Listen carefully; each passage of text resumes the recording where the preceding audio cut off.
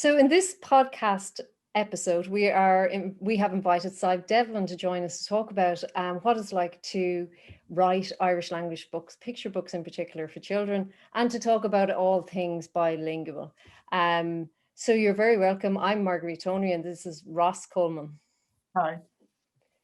Sadhbh, it's great to have you here. It's great to see you in the virtual, if not in person. Tell us all about you. How did you come to the Irish language? Are you a Gaeilgeoir? Is it your mother tongue? How did you end up being here in the Irish language, producing Irish language books, which I love? Oh, thank you. Well, I'm not a Gaeilgeoir, and I grew up Bray, County Wicklow, which would not necessarily be known for its Gaeilge, well, back then anyway. And my parents neither speak Gaeilge, would have done Gaeilge in school. But the year I was born, a Gael school, the first Gael school in Bray, opened. And I think that piqued my parents' interest in that it was a new school, it was a young school, it seemed kind of slightly different to the norm and different to what would have been on offer for them. And they were interested in that. My parents, probably unlike a lot of their generation, had quite a positive attitude to the Irish language. My dad was always interested in languages and had done Latin and stuff in school. My mum's mum, my grandmother, was from Mayo originally.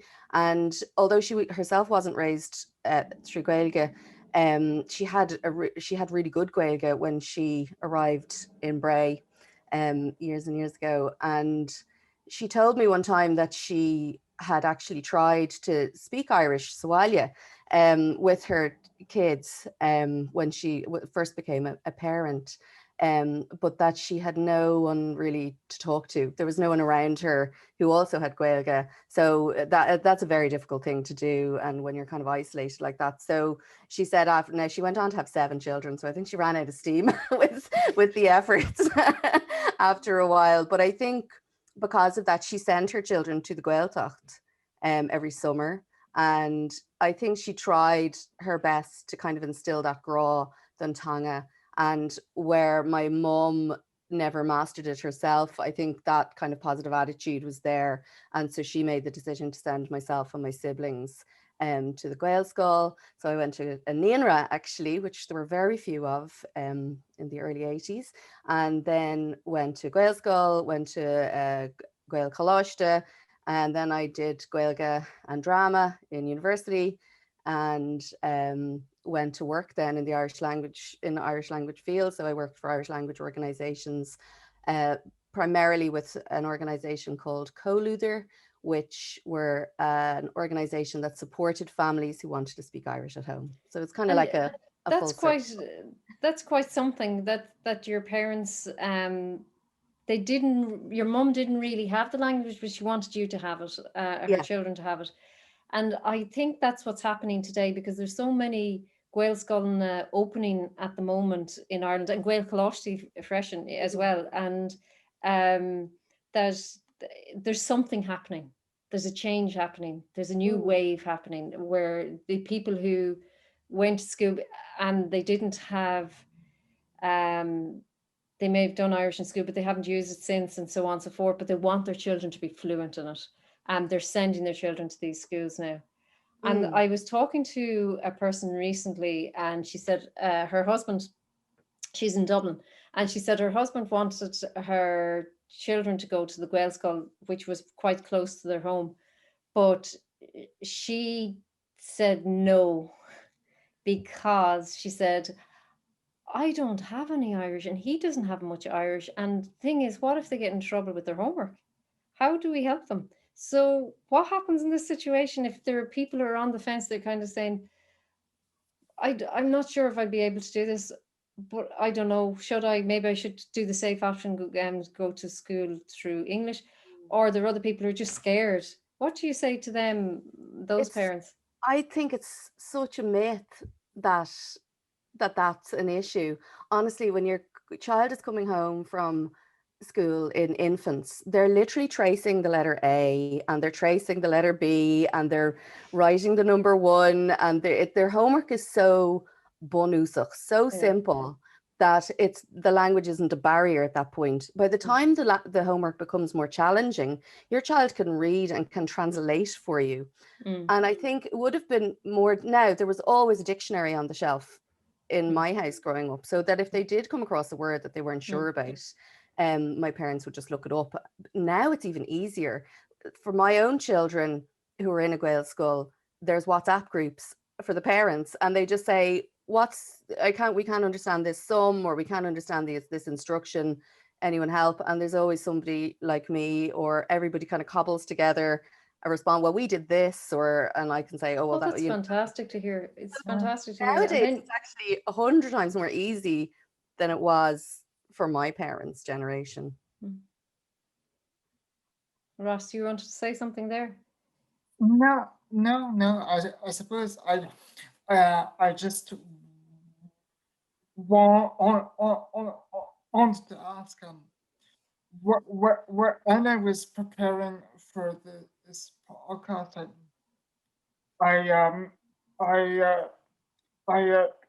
I noticed that the two of us did it the same in degree, but I was wondering, would you have any advice for people who are trying to learn the language outside of an academic setting? Yes, because actually my Gaeilge in the academic setting probably plummeted. I always think about how I left university. My secondary school was excellent, quite an academic school. So actually I felt incredibly mediocre. There was absolute amazing people in my school who were much more academically minded than me, but I still managed to scrape enough to get into university. But my spoken Gaeilge declined massively when I was in university. I felt my written Gaeilge probably improved, but my spoken and communicative, as in having conversations, I felt really suffered. And I came out of university with a degree in Gaeilge. My major was in Gaeilge, feeling that my Gaeilge was actually not great. So I actually think to learn it outside and to take it more as a pleasure and use it as a communication tool is a much nicer way of like using the language. And there are ways to do it. I have a friend, actually the illustrator Tarsila Cruz of my first book, is learning Gaeilge at the moment. Now Tarsila was born and raised in Brazil, and she's lived in Ireland for I think about 13 years now, 12 or 13 years.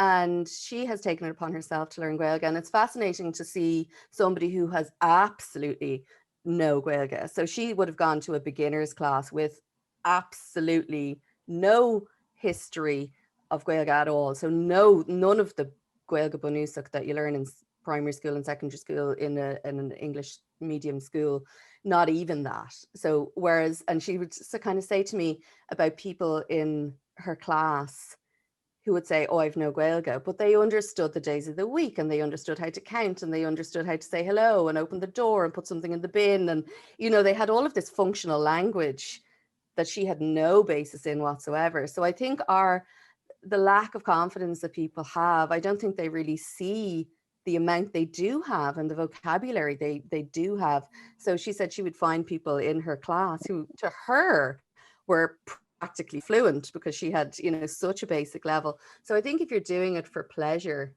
there are definitely ways to do it. And I think that would give you confidence, like those, if you do a beginner class, you'll maybe realize that you're probably more intermediate than you even know yourself.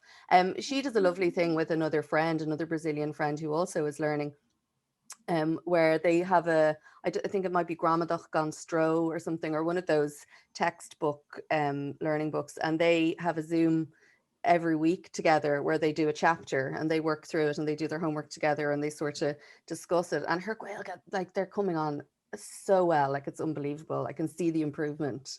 And I think it's amazing to hear that, because we have Galway le Gaeilge here in Galway, and it promotes bilingualism, because Galway is officially a bilingual city, and it promotes it in business. And every fortnight they have a Zoom meeting, and on the Zoom meeting they have business people speaking Irish for an hour, and it's just keep you into the feel of the language, keep talking it, keep speaking it.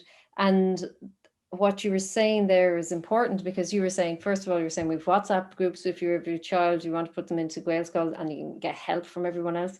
You have there are groups like night classes or something that can be done. Then we were talking to somebody else quite recently, and she said that often, Meetup. Do you know that app, Meetup, where you can meet people? And they're also, if you want to go hiking and you want to meet a group of people hiking, they have people who are doing it through Irish, so you can start speaking kind of Irish that way. I think that's really key as well. It's finding your interest. And finding it, if you can find a group or somebody who does it through Gaeilge. So I know there are the hikers, Slave Tory or something, I can't remember. There is a hiking group, there's obviously music, there's book people online. Like I think now more than ever it's easier and easier with social media. I think attitudes have changed hugely with the birth of social media, because there's just so much more access to your tribe. You can find people who promote the Irish language, who talk about the Irish language, who talk about it in English even, so that even in that way, and kind of come to an appreciation or an understanding, the likes of the Irish for or Mother Folklore, and those kinds of things. There's so many ways now to kind of find the thing that you're looking for that will help you. And I'm just wondering about the thing that you found, and you found writing in the Irish language, and this is amazing to hear, that a person who came from English speaking family, parents didn't have it, sent you to Gaelscoil, then went on to college, and you had an interest in Irish, so you went on to college and studied Irish. No. Well, I just had Gaeilge. I didn't choose. Well, I chose Gaeilge on my CAO, but I wanted to do German. Oh, did you? Oh, fair enough. Okay, fair enough. Gaeilge, but I only got points for Gaeilge. But that's what I'm saying. It is always, because it became a normal part of my life early on, it felt normal and natural to continue with it. It was never a conscious decision. And I think that's with English. It's not a conscious decision I make every day to speak English. So I'm wondering, you're writing in Irish now, and do you think in English or do you think in Irish? Because if you're writing your book in Irish, and I'm writing in English, I think in English. Sometimes I think in a mixture of both, and sometimes your brain is moving so fast to get an idea that whatever word comes out, it might come out in English or in Irish. Sometimes there's a better word in one of the languages that suits, and then in editing you have to make decisions, obviously. Well, what does this? Sometimes I write a piece and I don't know whether it's going to work better in English or better in Irish, and they're the conscious decisions. Is this piece, does it flow better in English or does it flow better in Irish? And you do make those decisions when you have two languages, I think.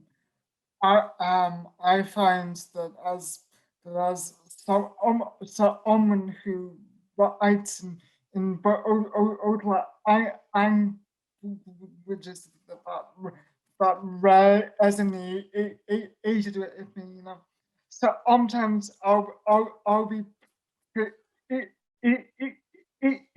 pretty sure, okay, this is something that feels natural in Irish, but then I'd have pages and that, and I think no, it would actually sound better in English, and I don't know if you would feel the same way about this, but I feel sometimes with Irish, it's almost as if you're painting it's a different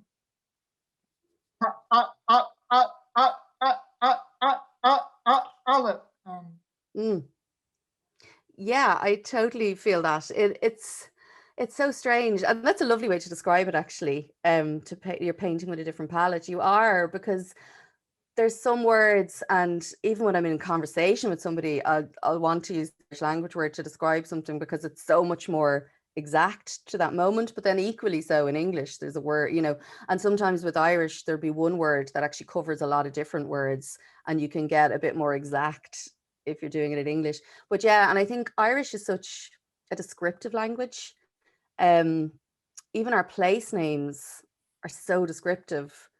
I don't think people realize that because of the weird translations that were done so many years ago. A lot of our place names in English just look, or they're kind of gobbledygook, like they don't really mean anything. They're just a collection of letters that sound like, but when you look at the Irish, you know, Trebeg, you know, I saw a sign the other day, Trebeg, Trabeg. Well, what does that mean? But, you know, if you have Irish, you know that it's Trabeg, and you know, if you go down that lane, you'll probably find a small beach, you know, and it's all so connected with the land. And I think Gaeilge is so connected with the land. And I think it's definitely like having a different palette. It's a different I have a woman that has been working with us for a while now, Claudia Bauch, and she's German, and she's learning different words in Irish. So she would say to you when she's saying good night or whatever, she would say, she get ihawa,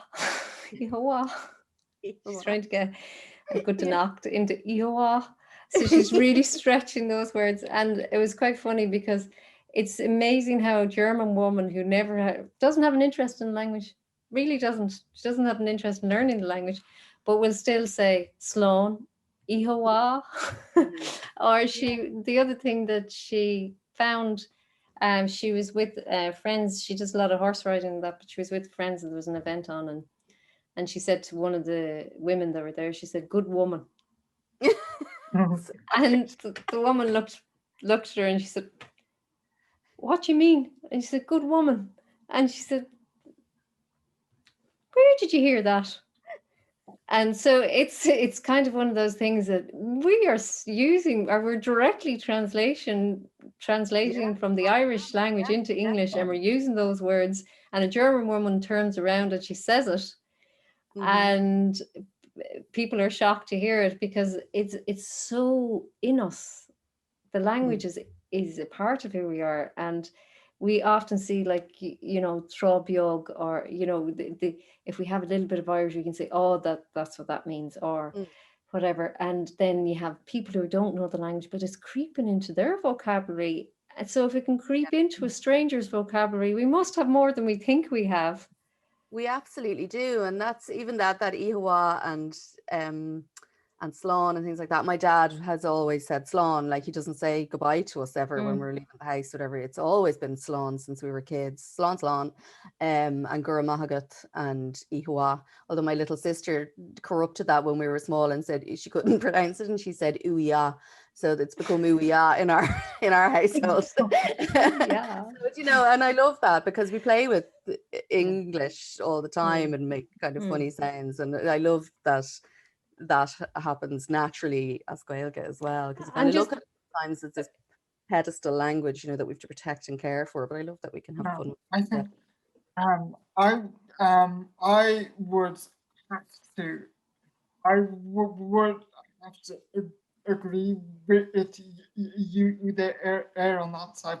I do think that people do tend to think of it as this kind of precious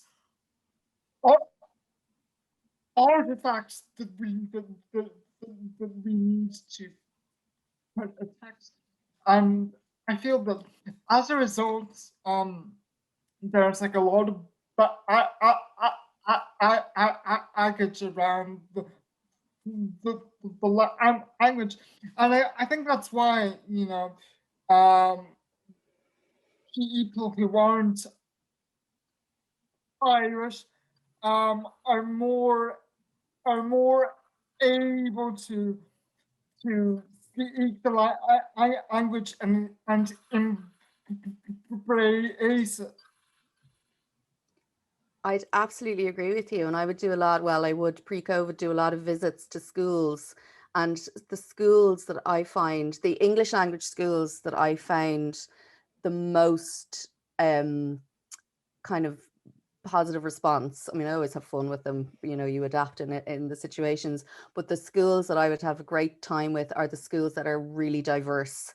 The schools that have lots of different ethnicities and backgrounds, because they often are already in the school with 2 or 3 languages. The children themselves might have 2 or 3 languages at home, and between home and school, and they've no baggage. It's just another, they already have that lovely brain elasticity of being able to switch between languages. So Irish is just another one, and they soak it up, and it's not an issue at all. And I do think we historically obviously have so much baggage, and there's loads of things to do, it's the way it's taught, and it's Peg's fault and all of that stuff, but which is Peg just gets blamed for exhausting. everything. It's just exhausting, because we're privileged that we have it, so that we don't have to have that baggage. And I acquired it in such a way that I never had baggage. So going to a Gael school gave me the benefit of acquiring it just like I acquired English. It just was in the atmosphere, in the environment, and I just learned it. And I don't know how I learned it. I just now have it. So I think it's much more difficult though in an English medium school, where it's a chore, like it's a subject like maths, like English, like whatever. So it's something you can choose to dislike or have a negative attitude to, Yeah. And I don't know about you, but I think it's unfair that people keep blaming the school system, because one can't learn a language in a classroom. One actually has to go out and use the language. So my Irish only really improved when I started to watch Austin Naroon every week. Yeah. And that's where I saw that this language is actually being used, and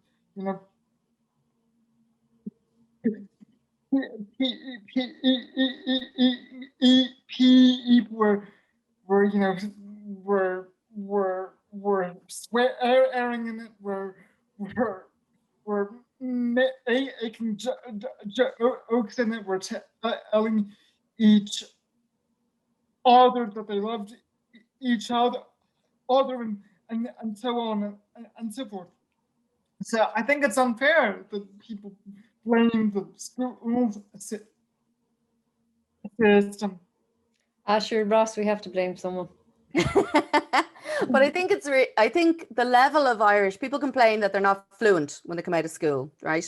They complain, I'm not fluent. I went to school for all of these years and I did this subject for all of these years and I'm not fluent. But like, I did maths for all of those years and I'm not good at maths. I am not fluent in maths. I struggle with numbers still after all of those years. So I think you probably learn, but I can get by. And I think with your Gaeilge, you can probably get by. Like if you had to go into the shoppa and, buy something, you could probably reach into the back of your brain and cobble together enough sentences to get what you need done. And I think that's all that we can expect from an English medium school who teaches it as a subject. Whereas I think you need immersion, like properly to be using it and speaking it and listening to it, and listening to yourself speak it. I think that's the biggest barrier, is that you sound, I think with any language, when you hear yourself speaking it out loud, sometimes it feels weird to your ear and you feel awkward about it and a bit embarrassed that you're not doing it right. And I think that's one of the biggest hurdles of learning to speak a language, is putting on the accent or putting on that voice that it requires. I think sometimes that's a really difficult part for people because they sound different. I also think that fair dues to the Department of Education now, 50% of the Leaving Cert mark in a language is oral now. That's a massive shift. So, which means that people will be able to play with the language. Often as when you go into, I noticed, because when I went into secondary school, the Irish class was done through English. so, they were the teacher was talking to us in English up to the third year in secondary school. And then we had a woman from Cundakiri who came up, and she was a Gaeilgeoir, and she didn't speak a word of English to us when we were in the class. And I thought, great, now we're actually kind of immersing in it, even if it's only for 40 minutes, we're immersing in it 40 minutes every day. And I think there is going to be that shift now. I think the teachers will be will be forced, because it's 50% now. It'll be forcing us now to have fun with the language. So a cúpla focal here and cúpla focal there. And I think we're going to be in a much better place as a country as a result of that. Our children will be able to, who may be going through an English stream, will still be building the confidence over a period of time. That's what's required. It's confidence, really, isn't it? It's all about. And then confidence. I suppose, as Ross was saying, and you were saying, immersion. And we're trying to find that as well. And so Ross just alluded to the fact that he improved his language, by Ross and Arun. At radio, we heard one of Des Kenny, we were interviewing Des Kenny of Kenny's Bookshop there last week, and he said the radio has been fantastic for him. Onion Glynn, laureate Nanoke, we were talking to her last week as well for our podcast series, and she was saying that listen to radio on the Gaelta, radio on the Lifa, listen to the radio, just have it on, and as well as, any of the television programs that you want to watch, TG Cahir. And she was saying, like, it does sink in, you get your ear in for these things. And and then what they all said, Patricia Ford in particular, and now I'm thinking of, but every Irish literature person that we were speaking to, including yourself, is use a few words, just use it. And they all came back with, it's your language. Don't forget that. It's not people in Connemara's language solely, their language, or people in Cundakiri in the Gaeltacht. It's not solely their language, it's your language. And I think that's a powerful message. It's your language. So speak cúpla focal. And if I pick up a book then, and I want to read this book to my children, and you have a beautiful book there, I want to read, we have several beautiful books, but I love the book Be Exprílum, and I want to read it to my child.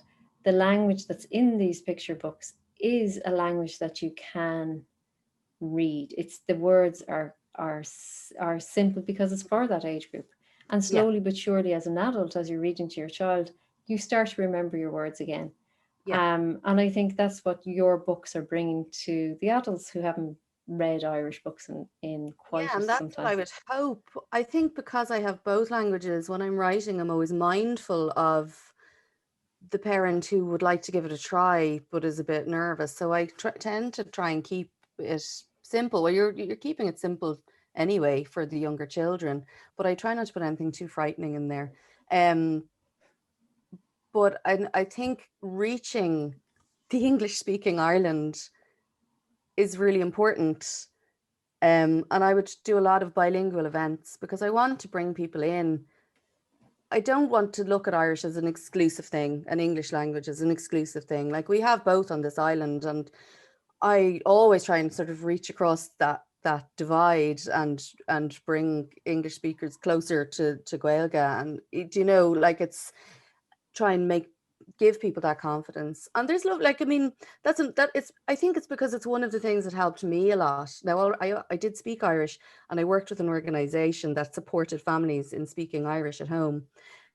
But I still, when I had my own children, struggled with speaking Irish to them when they were very small, because I didn't get raised through Irish. So I didn't have any of that lovely, oh, darling, oh, sweetie, oh, my little ba.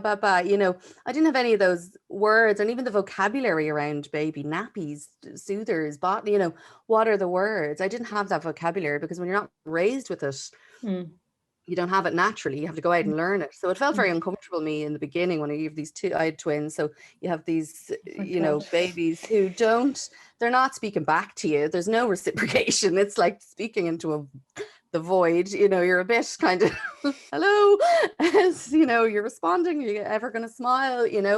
And it's such a fraught time, but I was so determined that I wanted to speak Irish to them, but I felt really weird about it. Really strange about it. It was very unnatural in the beginning. So I relied heavily on books. And that's did how I you, built up my confidence, was to read from the time they were dots, yeah. to read Irish language picture books And and did you Bran and succeed then? Have you yeah, succeeded? And you speak yeah. Irish in the home? I speak Irish, so my husband doesn't speak Irish, so I speak Irish to them, and we flit in and out because we have both, and it's very casual, and that was my Yeah. intention. It wouldn't be, we have to speak Gaeilge with Mammy. Like, I'm not going to be big mean Mammy. They know I have better Fantastic to hear that, because that's yeah. something that people do want to hear. Look, I don't know where to start. I didn't grow up in an Irish home. I don't even have the words for nappy or suitor or whatever it is in Irish. But I did it. I was able to just do it. I picked up a few books. I kept reading. I kept finding words. I learned what to say, and I'm doing it. Yeah, and they do, And and well a lot of the done. time they take, this, I'll speak away as Gaeilge and they'll be speaking back to me in English, but that doesn't deter me from speaking Gaeilge to them. But now a lot of the time, they're 11 now, but now they will initiate conversations as Gaeilge, or we'll switch in and out, or depending on our locality. We were in the Kerry Gaeltacht last week. They spoke Gaeilge a lot to me when we were down there, because it was in their environment, and they loved hearing other people. That's very important if you do have children and want to try and get them to socialize with other children who may have the same linguistic background. And that's always very supportive. But yeah, I mean, it's doable, and we're in Bray, so we're not surrounded by Gaeilgeoirí at all by any stretch. And you can do it, but you can do it on your level. If you decide that we only speak Gaeilge in the car, our car is Gaeltacht, and every time we get in the car we'll speak Gaeilge, or on Saturday morning we'll play games as Gaeilge, or when we go to GAA we'll use that as our Gaeilge time. Like, make it suit your family. It doesn't have to be one or the other. It can be incorporated into your life as comfortably as you want it. It doesn't have to be, but just give that graw, I think, and build a confidence. I think that's absolutely fantastic to hear. It's really nice to hear that for people who want to do this, but they don't know. I don't feel very confident. So thank you very much. And I think that's a lovely way to end this podcast episode. Choose your time. Maybe in the car is your Gaeltacht time. Maybe wherever is your Gaeltacht time, and your car becomes the Gaeltacht of Bray. It's fantastic to hear that. So I just to say, Sadhbh, it was wonderful speaking with you today. I am very grateful that you came onto our podcast series, Script a Story, and we hope that you have much success with your books going forward. And thank you. Thanks so much, Marguerite. Thanks so much, Ross. Thank you.